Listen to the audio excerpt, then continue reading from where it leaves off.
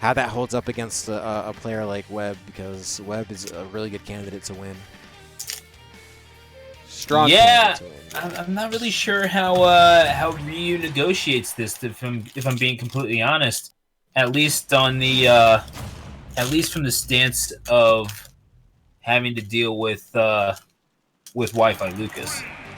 Yeah, Wi-Fi Lucas. That's the thing, is a lot of people thought this character got a big buff from Wi-Fi, and then I think people realized that maybe the character is just kind of good in general, which I think people didn't recognize before all the online stuff happened. But online does favor a character like Lucas, who could just catch you in a grab or just do something to you off stage or spam some moves at work that don't usually work offline. But I think the question is now being raised that maybe Lucas just is a good character, period. I do think that we can't discount the possibility, but oh my gosh, this Webb, excuse me. I'm sorry, that should constitute some form of assault. That is not, Not cool, man. Oh my god. Now here he goes again. Yeah, that percentage difference that you thought you had, yeah, that's gone. So I do think that Lucas is good. I do think that he benefits a lot from characters not being able to react as quickly on Wi-Fi. I do think that he benefits from the sort of dissuasion from parrying that comes along inherent with Wi-Fi, as MonopolyMan does take that first stock off, and he is sitting at that magical percentage. So yeah, we'll have to see, but not for long. There's a Webb right back at him to wow, got a little lucky there. Good parry and good interruption. So MonopolyMan looks like he has such a confidence walking on the stage. He looks like a confident player. I could definitely appreciate that. Yeah, for sure. But eventually, that confidence is going to have to translate into a larger, perhaps even a lead at this point. I think would do wonders for the confidence level. MonopolyMan. Yep. See you later. Yeah, Lucas has so many options to kill you, including 4 throws. That will get the job done from pretty much anywhere on the stage. So that's MonopolyMan getting grabbed and getting tossed, but really not too far out of it, because Ryu could just basically... Okay, we're okay. Ryu could basically just erase you. Oh my god. That could have possibly been one way. Yeah, you saw the jab. Parry. He is getting these parries, I'm not going to lie. Yeah, you could tell. He definitely looks like, and you probably have to be with Shotos. You got to be good at the parry, because you have sometimes some narrow windows for Shoryu if you really want to make that work. But good job keeping Webb on the ledge there for just a moment. And Webb knows that he could die pretty much at any moment. Meanwhile, MonopolyMan also knows that, you don't want to go in too much either, otherwise you're going to get torched up like that. And then before you know it, you're going to be at kill percent against a character that can grab you, once again, anywhere and kill you. Read some movement, and yeah, that little bit of a down tilt right into the Tatsumaki. Beautifully done by MonopolyMan. And yeah, it looked like he was making up a little bit of a percentage difference, and he does still have a ways to go, but this is not at all impossible for MonopolyMan, but he does need to start being a little bit more careful, or else he'll get caught by one of those sort of errant aerials and potentially get gimped by PK Thunder, although he does avoid that fate this time. All right. Oh, yeah. No. That's definitely a matchup thing. Very gimpable if you're a Shoto. As much as you can make it back to the stage, and as much as the recovery is not the worst, sometimes a little bit is the worst, just because it's so linear. Yeah. Now, I didn't want to say I told you so, but it's kind of how that shook out, isn't it? Yeah, that's sometimes that's the way it goes. So Webb going up game 1, and this is still best of 3. This is very similar to the weekly, similar DNA where everything is best of 3 except for finals. So just top 3 is going to be best of 5. So that includes winners finals, losers finals, and of course grand finals. So for now, this is best of 3. So MonopolyMan gonna have to make this next game count. Again, I say this every time. Letting Webb up a game is dangerous game. Not that you ever let him, but you know. Yeah, no, he just kind of makes you.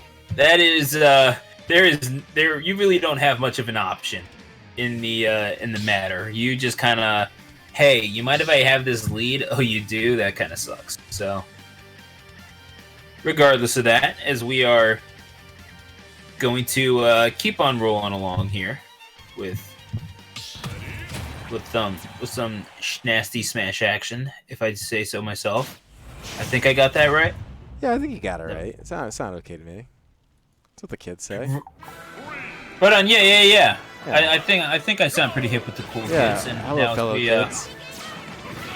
I think I'm pretty swell fellow as we go to Battlefield for game number 2. Not really sure about the wisdom of taking Lucas to Battlefield, but then again, I mean, I guess you could say the same about Ryu in some aspects. I do think Lucas gets a little bit more, though. Yeah, I think you're probably right about that.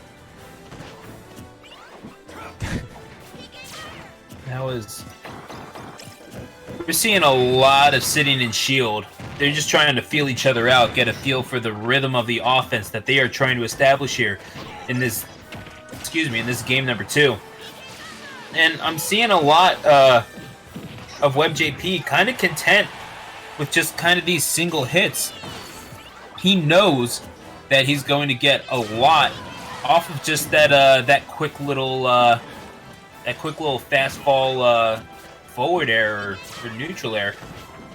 That's all that he needs to pile on like 20-30 percentage points, and it shows on the damage meter there as MonopolyMan sitting at 156%.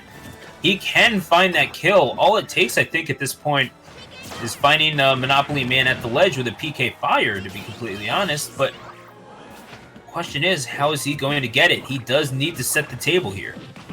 Yeah, he does for sure. And and MonopolyMan. Yeah, consider the table set for MonopolyMan. Absolutely, and MonopolyMan is going to be feasting with a Tatsumaki. Yeah, it's keeping a healthy distance away from Lucas, by the way. Ryu he's kind of a zoner. Can be kind of a zoner. Yeah, and WebbJP, I feel like if you have to find a way to frustrate WebbJP, like you're going to have to make him commit through these fudge. All right, maybe it's on my end. Is this the second time we're getting this? As long as it's not. Oh boy. Okay. Looks like we're back to this too. Oh man. And here we go. Right, so are you ready? Are you ready for this one? Folks, we know you wanted the return. Here we go. MonopolyMan. Yeah, MonopolyMan, WebbJP, really just trading hits all around. Just really, no one's really given anyone stage control. Just clashing in the middle. Yeah, they've been going at this just like this for 20 seconds now. It is going to be fascinating to see how long they can keep this up, Chris. Again, you see with Lucas, you see that he's all about those big explosive bursts of power. He does have things that can combo into each other, and he can mess you up pretty quickly, but we're not seeing that. We're seeing a lot of resets. We're seeing a lot of just meeting in the middle, and no one's really ceding any ground at all. No, not at all, man. And that's the thing is, and we were seeing MonopolyMan kind of keeping his distance and talking about how Lucas could also be a distance character, but here we go. We just kind of see them meeting in neutral, and neither one are really able to get all too much done, just kind of bouncing back and forth with that killer look in MonopolyMan's eyes. Meanwhile, WebbJP looking a little bit lifeless himself, just ready to just take out MonopolyMan, but just continues to meet in neutral, man, just clashing. Yeah, and I'm kind of liking the footsies that I'm seeing from MonopolyMan. Being completely honest, taking that little step back before charging bravely in. It is going to be interesting to see how it plays out, especially at the end, because we've seen them do this for quite some time. I don't know. This can only end poorly for one of these two players, and they've been doing this for a solid minute now. It is honestly unbelievable, the consistency that we are seeing from these two in this ring. I don't No, know. I'm not going to lie to you. I'm seeing slightly more sparks on the right side, a little more towards the Lucas. So if you ask me, I think that's really going to bring him a little bit more of an edge, because as we all know, when there's a communication error in the godlike internet that we pay $20 a year for, we all know that it's on. Oh, I was wrong. Yo, big win for Mr. my Monopoly. gosh. Though. Huge win for Monopoly, man. Honestly, a battle that we are lucky to have been privy to. Okay, I'm glad that wasn't the last game of that set. That happened to us I earlier. wasn't looking down at the bottom numbers, man. That would have been so disappointing. Yeah, that happened to us earlier in Tunist. We had this was the second match exactly like this that we saw earlier, right, Stu? Oh no. Yeah, we had a close game Yeah. 3 come down to that earlier. Just watching them clash in neutral, not really sure who's gonna win, and someone won. But similar result here, except for we do get another game out of it. Hopefully, Nintendo Online cooperates this time, though. Well, folks, that certainly did happen. So, There's only so much you can do when that happens. What else am I supposed to do? Bro, I swear to God, my favorite thing about Wi-Fi tournaments is just joining in the middle of them. It's like the most beautiful thing. It's like it's not even kicking somebody else off of a microphone. Sometimes people feel bad about that, and I totally understand that. It's just coming in, having whoever's like, working, just not hear it, and then just saying something and seeing the reactions. It's always my favorite thing. I've never thought of doing that. However, catch me on the microphone at Fusion this week, whether I'm invited or not, and MonopolyMan is going to step out, presumably for a stage change. No real reason to change the character. We know now, and it was proven to us through that harshest of battles that game number 2 was, that he can win with the Ryu, and he was honestly well on the way, if we're being completely honest. It's not like, this came out of thin air and MonopolyMan just won. Did he play a different character in the first game? He did not. It was WebbJP. Wow, okay. Smack the Hadouken right the hell back at him. That's what I like to see, MonopolyMan. You're showing a little bit of ghost gall there in your step. Yeah, WebbJP clearly showing how he can't wait for baseball to come back, that's for sure.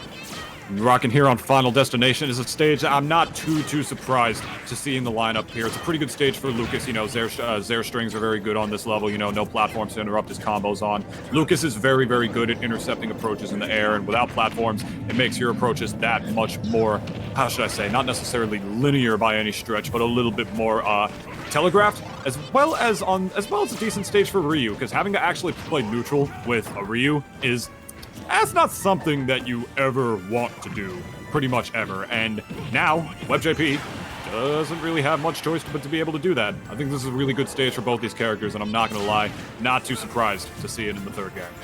See, I don't even know if telegraphed is the right word, because you just know that he's going to be coming that way anyway, just for the lack of options. You know for a fact what he needs to do. There are only 2 ways to go. You go left, or you go right, because you're not staying up in the air for long, and you certainly are not going through the stage. I'm not really certain exactly what you can do with your movement. You have to get cheeky with your spacing if you're trying to play a bit of a campier Ryu, like we saw MonopolyMan starting to do, utilize that negative space a little bit more with the Hadouken, and start to utilize the effectiveness of that last hit on the Tatsumaki, as we saw a few times. And that down smash is going to take the first stock off of MonopolyMan. So WebbJP picking up just a little bit of revenge for that kill that MonopolyMan scored on him earlier. And the most even of games, WebbJP putting him in the mixer right now with those neutral airs. But MonopolyMan, he's been keeping up step by step. Yeah, man, unfortunately he just couldn't keep up towards the end of that Oh, last stock, no! and the end of the second one as well. That is the most unfortunate thing I've ever seen. I was about to commend WebbJP on him waiting by the ledge to get that down smash earlier on when he took MonopolyMan's first stock, because he was at higher percent. But before I even had the chance to even accomplish that, we have a very early and tragic GIMP stage spike coming out on the part of WebbJP to MonopolyMan. with the PK Thunder 1, which, unlike Nessus, has multiple hitboxes to just break through all your focuses, all your multi-hits, and just hit you more than the one time necessary to bump you into the stage yet again in what was suddenly such a hard-fought match by MonopolyMan. Now we're out here at such a huge deficit, but this is Ryu we're talking about. This Ryu walks up closely, starts getting that down tilt like he's trying to do off of the parry. Oh my god, such a bad spot, but MonopolyMan's able to recover. I gotta say, it is kind of tragic, but this is your first time in top 8. You still have to be able to hit that tech under the stage if you want to survive to a higher percentage, especially with someone like WebbJP, who's going to brook absolutely no discourse and take no quarter. Certainly show no remorse as he takes your stocks. So MonopolyMan takes it down. One stock to settle it between these two fine players. And we'll have to see who wants it more, but MonopolyMan, he's got a hill to climb. Yeah, I was just going to say, you already beat me to it, my friend Stu. He's going to have to work a little bit harder. Tragic. Just tragic, to say the least. He missed the hitbox with the...